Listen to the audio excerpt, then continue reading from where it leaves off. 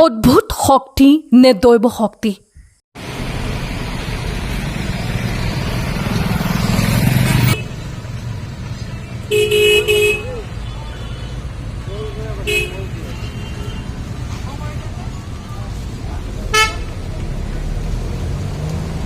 কোনো তেনেধৰণৰ শক্তি আহৰণ কৰাৰ বিপৰীতে কেৱল নিজৰ প্ৰতিভা আৰু সাধনাৰে বহু বিস্ময়কৰ খেল দেখুৱাই চমক সৃষ্টি কৰিবলৈ সক্ষম হৈছে শিৱসাগৰৰ 53 বছৰীয়া এগৰাকী ব্যক্তি।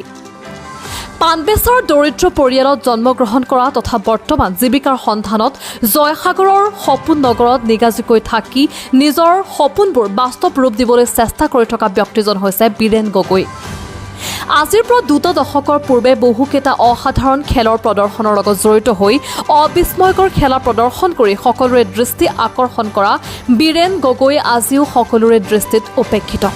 আচৰিত লাগিলেও সত্য যে গগৈয়ে আজিও 53টা বছৰত নিজৰ দাঁতেৰে ট্ৰাক বাছৰ পৰা সৰু গাড়ীলৈকে নিমিষতে টানি লৈ যোৱাই নহয়, তেওঁৰ দীঘল চুলিৰেও সেই কাৰ্য সম্পন্ন কৰি দেখুৱাইছে অসাধাৰণ প্ৰতিভাৰ।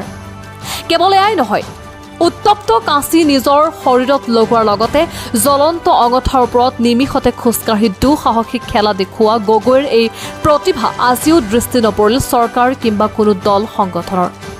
এটা বহল মঞ্চৰ অপেক্ষাত আজিও নিৰলসভাৱে নিজৰ প্ৰতিভা দেখুওৱা গগৈ এতিয়া ব্যস্ত এটি ক্ষুদ্ৰ ব্যৱসায়ৰ সৈতে। কোনো চৰকাৰী বা বেচৰকাৰী অনুষ্ঠান প্ৰতিষ্ঠানৰ কৃপা দৃষ্টি নপৰা গগৈ আজিও প্ৰচাৰ বিমুখ।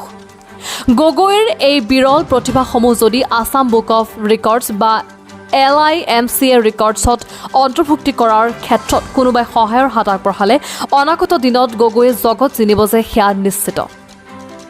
অভিযান দ্য মিছন ছ'চিয়েল প্লেটফৰ্মেও আশাবাদী গগৈৰ এই সপোনৰ যাত্ৰা বাস্তৱ হৈ পৰক।